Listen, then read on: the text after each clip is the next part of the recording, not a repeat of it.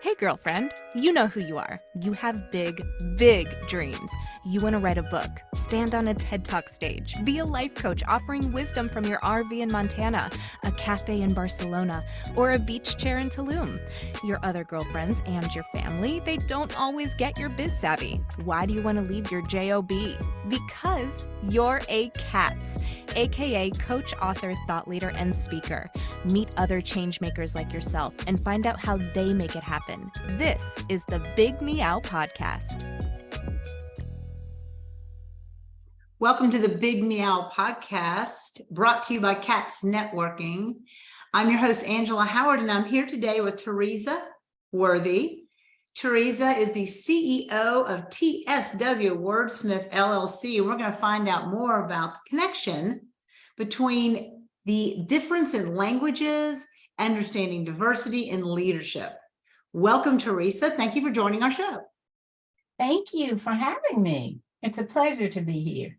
Yes, and we will notice that she is, we're going to have to mark this history, the first C.A.T.S interviewee that has her ears on.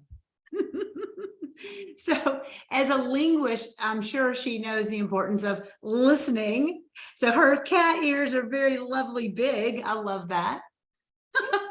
Theresa, you are wonderful. So tell us more about a little bit about your background and what you do. Well, I'm a retired French teacher. I decided to change over or make a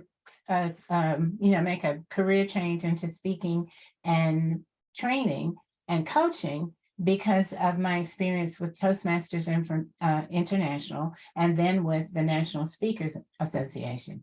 And what I do is help individuals and organizations become more inclusive, more emotionally intelligent, and more self-aware by providing training and resources so that they can become more profitable and have sustainable growth. I take a little bit different approach from most DEI experts because I approach the systemic underlying issues. And I also like to provide actionable strategies so that real change can occur because it doesn't happen overnight. And I'm very excited to be here today to talk about that. You know, a lot of people don't understand the connection between self-awareness, emotional intelligence, and inclusion. But it all comes down to a simple sentence. If you don't know who you are, then you don't know how to help anybody else. Because in order to understand others, you have to first understand yourself. So true. So absolutely true. And a difficult thing to face for, I would say, most people. Yes. You know, the old saying that whatever you see in someone else that you don't like is probably a reflection of something inside of you. Yes. So tell us about the importance. We have C.A.T.S, we have the coaches, authors, thought leaders, and speakers. We are leaders because we're the only ones in a lot of our entrepreneur, solopreneur businesses. So we're leading in our own lives. Tell us the importance of DEI, how the self-exploration, how we can even do that, and how do we know we need to do it, Theresa? Well, you can do it one day at a time, one moment at a time, because the practice of becoming more self-aware and emotional intelligent begins with self-reflection. That means taking time to notice what you're feeling, notice what you're thinking, and notice your behaviors. Because what a lot of us don't realize is the impact that our thoughts and emotions have on our behaviors. And a lot of what comes from us is stored from our past experiences. And we're unconscious of that. We aren't even aware of it. To give you a perfect example, if you are afraid of dogs and you're out walking, enjoying the sun, and you suddenly see a dog running toward you at high speed, you don't even at first notice that the dog is with its owner and it's on a leash. You're suddenly overcome with fear And that fear comes from a past experience where a dog actually ran toward you and bit you. So in order to escape those types of reactions, which cause us to behave in a certain way, we need to reflect when we are overcome with emotion or an emotion, just stop for a minute and ask ourselves, what is this I'm really feeling? Or what am I thinking? Because the thing about emotions is that what happens with most of us is that we have a hard time labeling them. Like I may be afraid and I'll say to myself, I'm not afraid. I'm not a coward. There's no fear here. When what I really may be feeling is anxiety or nervousness or, intimidation or discomfort. So when we take time to notice what we're feeling and start to put names on those emotions, then we come closer to understanding, our emotions. And then our emotions and our thinking impacts our relationships with other people and our communication with other people. And so in order to form what I like to call transformational relationships or authentic relationships, we need to be cognizant of what we're thinking and feeling and how we're behaving with others. Which probably starts with being kind to yourself. Would you agree? It can start with being kind to yourself. Actually, paying attention to your emotions and your thoughts is a supreme act of being kind to yourself. Yes, and not passing over these. We have a friend group that we call it the ick.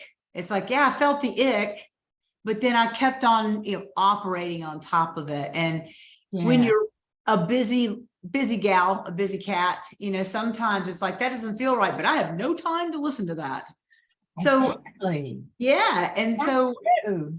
we ask our interviewees to give us a nugget of wisdom, some advice for the entrepreneurs that are too busy, feels like too busy to listen. Give us a nugget of wisdom. Give us a pinnacle, because you've said a lot. You've given us a lot of insight, but put it into a point and tell us what that point is. Give us that, that one thing that pushes us over the edge into listening to ourselves. That one thing that pushes us, that pushes me over the edge is a poem that I heard once before. And it goes like this: I have only just a minute, only 60 seconds in it. Didn't ask for it, can't refuse it, but I must suffer if I abuse it, give an account if I lose it. Only 60 seconds, just a tiny little minute. If we take that tiny little minute and just reflect, we can do it. It's just that simple. Take a tiny minute and reflect. Oh, wow. That's really good. And something that we probably should have written on our computers. Yeah. Time to take a tiny minute. Right. A tiny little minute, only 60 seconds in it, but we can do it. We can. So tell me what your big picture is. I know you've got a vision. Share with us what your big vision is for you and your business, or the world, because you're in it. My big vision is to reach as many clients as I can and be able to work with them on a lengthy journey, because inclusion is not a one-time thing. You can't just have a meeting or have a keynote address or have a workshop and suddenly become inclusive.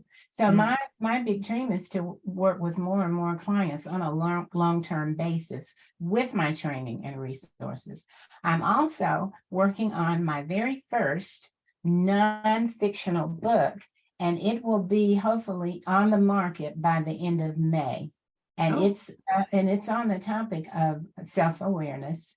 And I, of course, combine that with emotional intelligence and inclusion. And I'm really excited about my upcoming webinar that's called Finding Yourself, How Self-Discovery Drives Inclusion. So my vision, if you will, is to be able to carry this message to as many people as I can, as long as I'm here on the earth and able to talk and walk and put on cat ears. And wear our cat ears. Absolutely. Well, quick, what's the name of your book so we can be on the lookout? The name of the book is Self-Awareness, the Elusive Superpower. Oh, love that. And so how do we find you? You can find me on LinkedIn. You can also find me on Facebook. All right. Theresa Worthy on LinkedIn and Facebook? Yes. Oh, Theresa. perfect. Okay, just so everybody knows what to look for. So we so appreciate your time here. I know you're a busy lady, a busy cat. And we appreciate you being here for all of us other cats. And we are all about collaboration, not competition, which is inclusion. So thank you so much for putting a point, a dot on that I of inclusion. Well, thank you for having me. And Yes. we wish on inclusion. Some of these things are very Yeah. some of these things are very spontaneous. So we wish you all the best and in your success and you reaching all the ones in the world. Thank you. All right. Bye. Bye. Thanks for listening to the Big Meow podcast, sponsored by C.A.T.S Network. If you liked what you heard, please take a moment to subscribe and share this podcast with your friends. You can also join our network filled with positivity and possibility. Visit www.catsnetworking.com to join us and learn more, together with your magical, motivated, and mystical new friends at C.A.T.S Network. Let's transform 1 million lives with your message.